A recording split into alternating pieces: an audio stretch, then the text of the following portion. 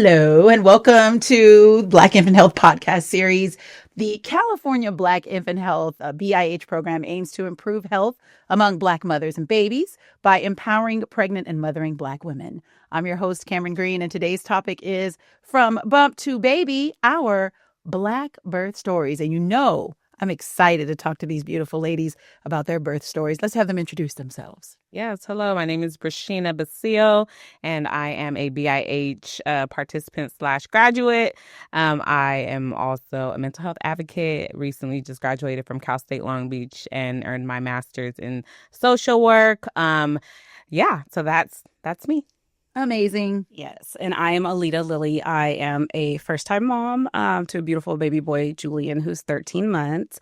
And I am also a graduate of both the prenatal and postpartum cohorts of Black Infant Health. I love that, sis. So let's have some conversation about your Black birth stories. Let's start with you, Brashina. Talk to us a little bit about and walk us through your birth story. Now, as much as you want to share, a little when you want to share, but just for those listening, just know they're looking to hear what your experience was and your birth story from the first contractions to now holding your beautiful bundles of joy.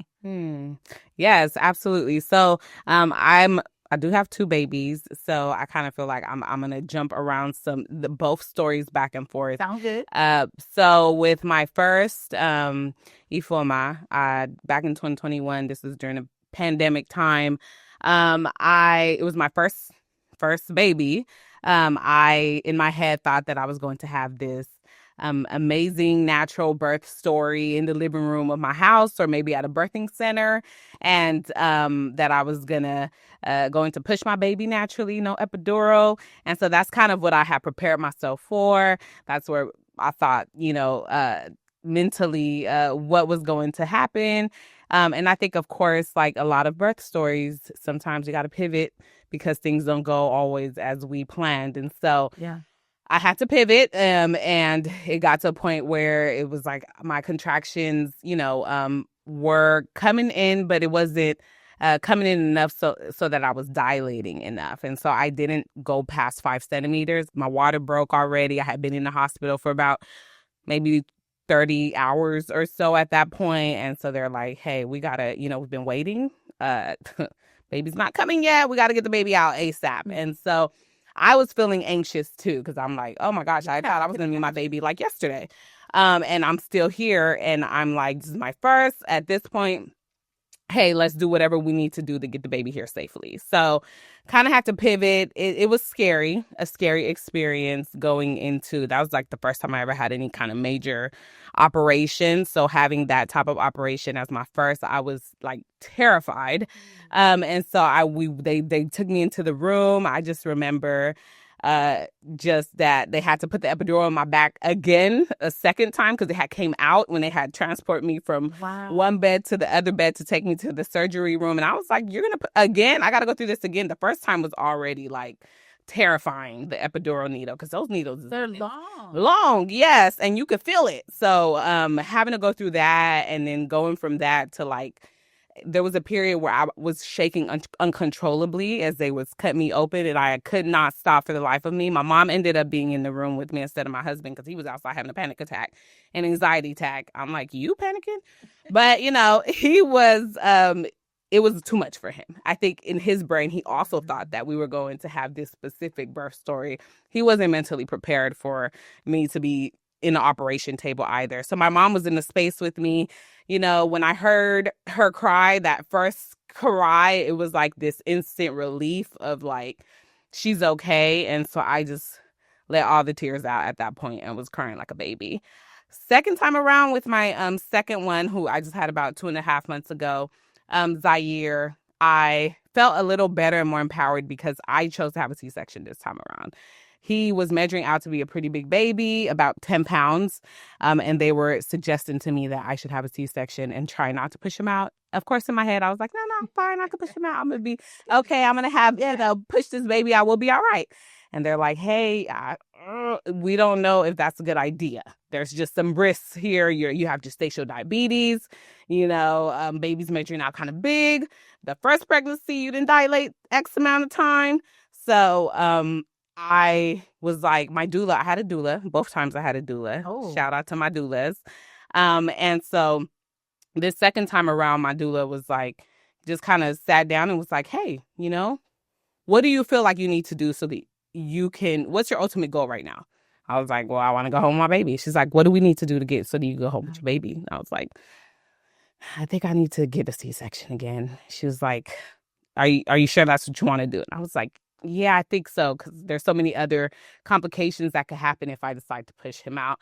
So yeah, went through that route, ended up getting the C-section, but felt better this time around because I was mentally prepared to step into that room and to go through the process. And when I got out, I was just in a better headspace and still was able to feel empowered in being able to make a decision instead of going into an emergency kind of situation where I didn't have a choice. That's just kind of what needed to happen at that moment. So, yeah. Wow. Black women are amazing.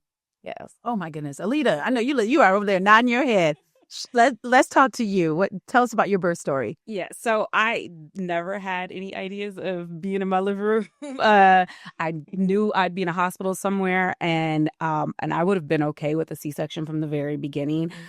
I'm a planner, and being able to plan things works really well for me.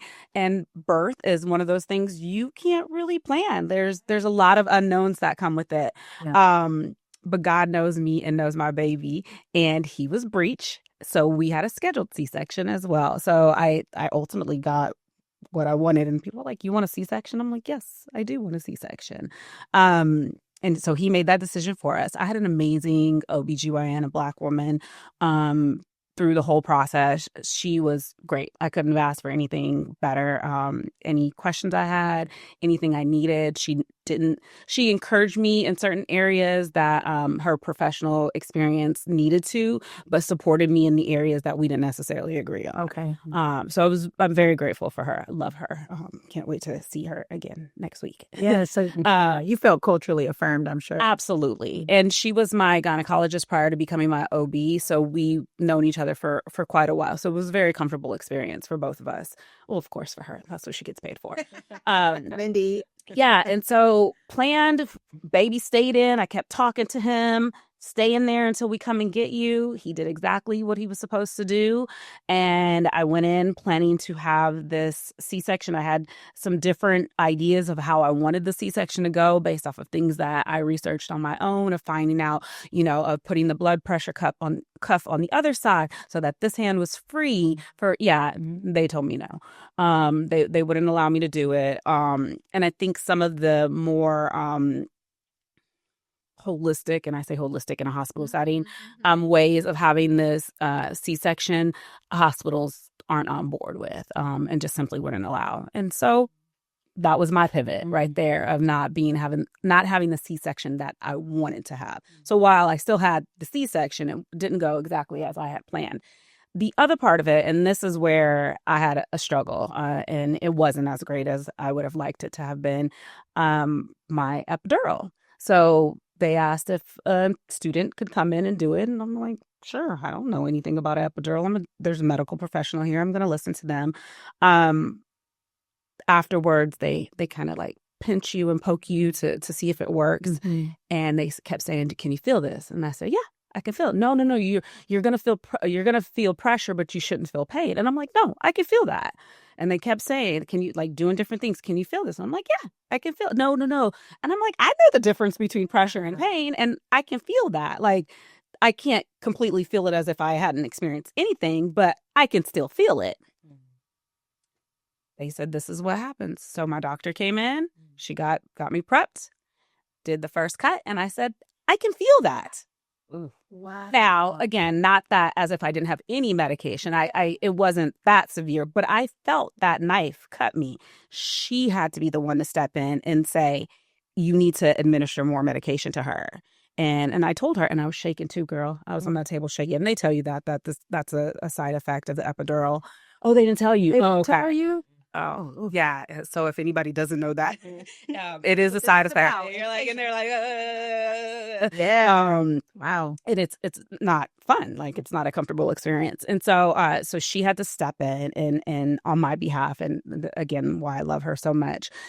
But what ultimately ended up happening is they administered enough medication that put me to sleep.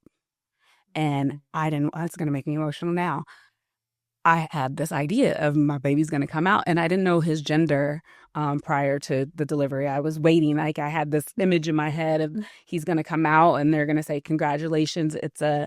And all of that happened, and I have no memory of it. I didn't get to experience it at all. And I remember, and I did, like, there was a point in time where they woke me up, but I was still in such a fog. I don't remember that. And she told me, my doctor told me that she did explain that, like, you had a boy. And not until we were in the recovery room and I asked his dad, and I was like, what is it? And he's like, it's a boy.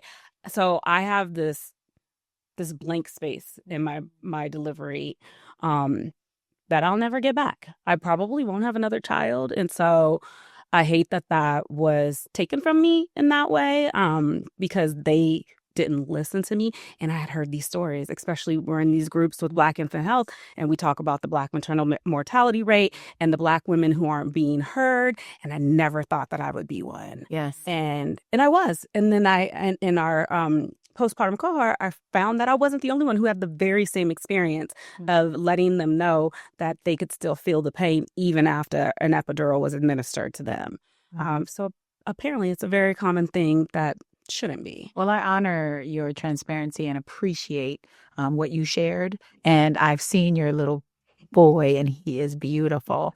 And so I hope and pray that what you feel might have been taken from you is made up in the memories, the core memories that I'm sure you're making with your little one now. But thank you for that. And thank you to both of you, because that is a lot, I'm sure, to relive and to recount and all the feelings. But we are also finding the joy in the spaces. And I think that's what I received from both of you as you're speaking, is that, yes, I went through this, but there is joy on the other side, because I have these beautiful examples of I know I'm strong, but now I have these little examples running around, that I love on and that bring me so much joy, that I can look at and know that I am a superhero, and you absolutely are. And I would to ask also, Alita, what did you learn from this experience in terms of what you can share by being an advocate to others about your experience? So interesting enough, I had a doula as well. And even though I had a C-section, she was still at the hospital. Doulas are typically in the delivery room with you and being a support person for you as well. So she was at the hospital. She had my back completely. We went through a birth plan. There was a birth plan that was given to us for Black infant health as well. My provider gave me a birth plan. We made our own, me and my doula together, and I loved having her there. It made me want to be a doula, because I want to be able to provide that service that was given to me and give back to some other Black woman as well. Let me be really clear of who I want to be able to service. It's not something I could do right now. I've got a young child, but eventually in the future. But just making sure that there are those people around you that when you are out because the medication put you under, that somebody else is speaking up for you and being able to say, or if, somebody can't, like your husband was having a panic attack, but her mom was like, I'm going to be here for you. So having that support for you, because I've heard stories of women who were in the delivery room by themselves. And they don't have to be. And there are resources available to them that are free, especially here in Los Angeles. You can have somebody by your side, and you should have somebody by your side. This is probably one of the most vulnerable times of our lives, where you don't have any control over so many different things. And like I said, I'm a planner, and so not being able to control things doesn't feel good. But being able to have somebody else there to advocate for you is really important. Yeah, I appreciate that. Brashina, tell us a little bit about how the Black Infant Health Program prepped you, right? I heard that you had a birth plan. Was there anything specific that stands out to you that really helped you get ready for this process? Well, so I joined BIH during the postpartum part. Okay. So I didn't have BIH during my prenatal. What have you learned, though, just even maybe from looking and hearing from Alita? Is there anything you learned from friends who maybe had the access to Black Infant Health before they had the baby? I think so. Imani was the first one to actually shout out to Imani, Aiko, to let me know about Black infant health. I think that I got to visit her right after she had her baby, and that's when I got to meet Krishanda, and that was when Krishanda, like in that moment kind of was telling me about this incredible program. And I was like, wow, they have all these, tools that I had already looked on my own for. So I was already like had my doula intact, but they were talking about they have accesses to doulas, and lactation consultants. And so it was good to know that that was available, so that on my second go round with my son, I have some tools that I could kind of reach out to in the case that, maybe I'm struggling with breastfeeding, maybe, I'm struggling with, some mental health things. Like I knew that they were there and I could reach out. So that's always nice. It feels good to have that kind of support system set up for you already. So it helps me feel more seen, more heard, more like safer. So yeah, I would say that's Yeah. But what have you learned about the power of Black motherhood through your experiences? And I'll ask you the same. Oh man.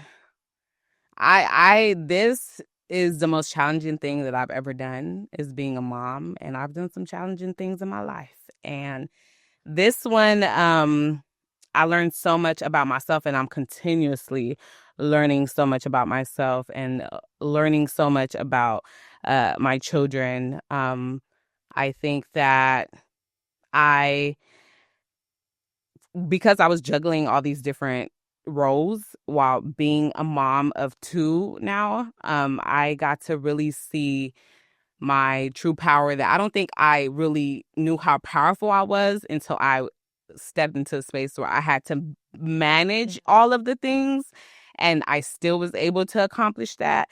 And that was what kind of told me, like, wow, like nothing could stop me. If I could do this and do this through this period, and I could do it all. Exactly. And so I think that BIH gave me that like empowerment that I kind of needed, in that moment. They created that space for me. And so I would say that just the power that comes with having that child. It's like you reach this next level in life sometimes that you didn't even know existed once you become a mother, and you just get that much more stronger, that much more wiser, just that much more, better. And so I feel like I was hitting some of my max points that I didn't even know I could hit. And so I would say that that's Wow. been very powerful for me. I love that for you. That's beautiful. Either the same question for you. What have you learned about the power of Black womanhood, motherhood, excuse me, and womanhood? Yeah, I'm a superhero. That's what I've learned. Yeah.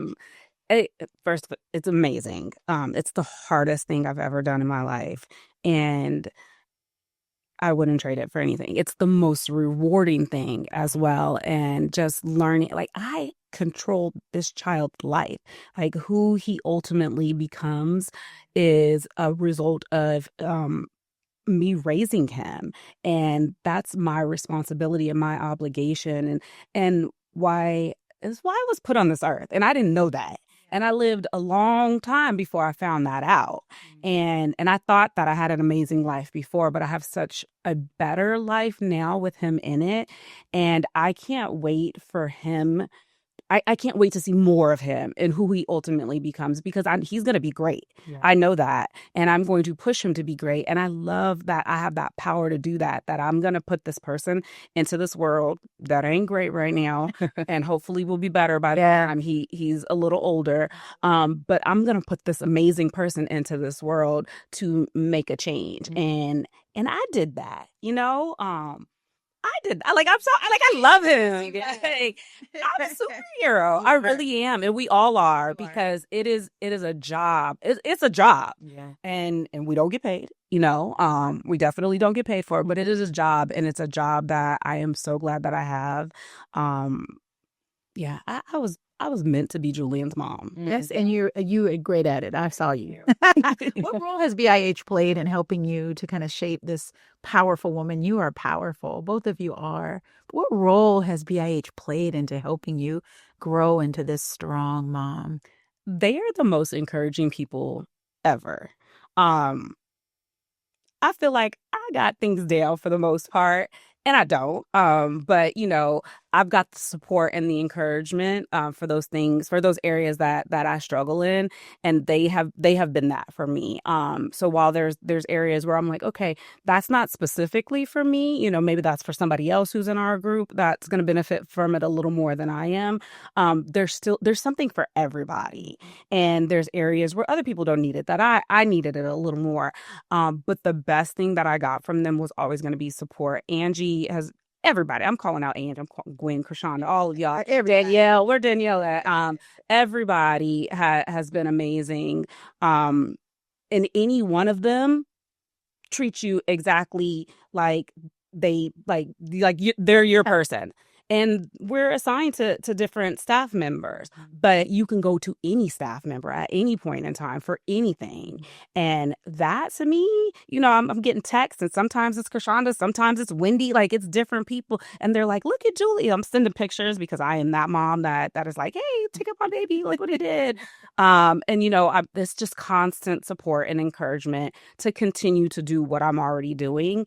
And sometimes I need that because the baby, he's amazing. I love him, but he's not saying, you know, mama, you can do this, like pushing me to do it.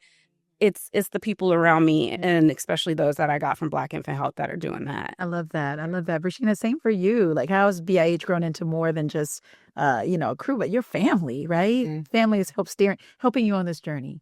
Yeah, I mean, I think definitely always just the love and that support that BIH, everyone in BIH offers to us. We, at the end of every group, when we meet, the end of every group, we would have a moment where we'll talk about our goals, and we'll set up these goals for the next week, and we'll do check-ins too, you know, in the sessions to see, oh, you know, did you hit that goal that you mentioned last week?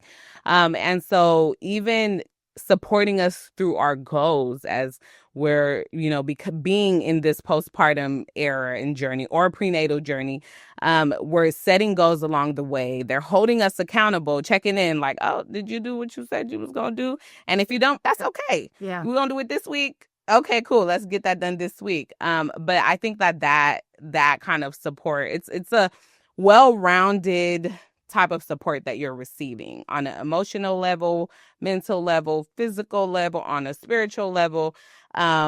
Economically, you're receiving support because you're getting, you know, diapers, and you're getting, you know, you're getting wipes. And it's like, these are expensive things that, you know, pumps and things for your baby, and like things that are expensive out there, that isn't as accessible to everybody all the time. And so they're offering all these things also to us. So I feel like I'm being poured into, you know, and I think that for me, as someone who is a mental health, you know, advocate, and did have to do, you know, have to pour into others, you know, being in, you know, as a therapist, it's been so nice to be on the receiving end of being poured into. And so I think that BIH it does a beautiful job of pouring into me, making me feel amazing, reminding me of who I am, you know, holding me accountable, creating the safe spaces for me. It's just all the beautiful things that I need to just kind of keep me going to the next week, to the next month, to the next year.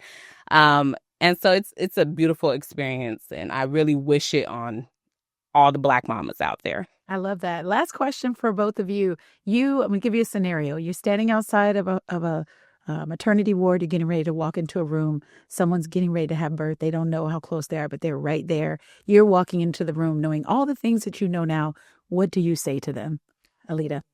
I say to them,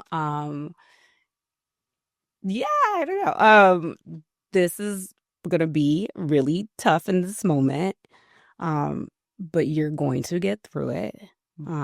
We will all make sure that you do, and when you're done, you're gonna have the most amazing gift that you could ever have given to you, and you in the moment will forget everything that just happened, and all the pain goes away temporarily. It comes back temporarily, and you're gonna feel this joy that you can't get anywhere else. Like, your kids give you something that no one else can give you, and in that moment, it's going to be just bliss. When they talk about bliss, that is the blissful time. Love that, Rashina. Same question.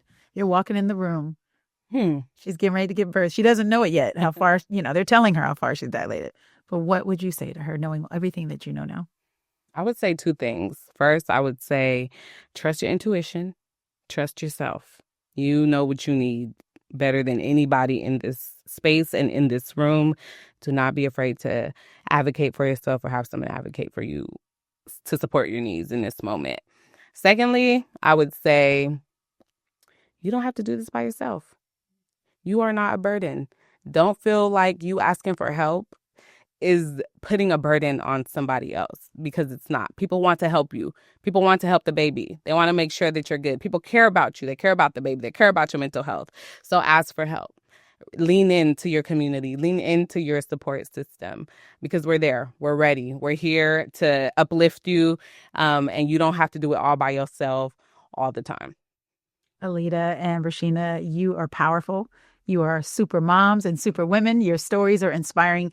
Thank you for sharing such wisdom and being so vulnerable and just being so honest about your experience. I appreciate you both. Thank you. Thank you. And thank you all for tuning into another episode of Black Infant Health Podcast series, From Bump to Baby, Our Birth Stories. If you'd like to learn more about the Black Infant Health Project, please hang out.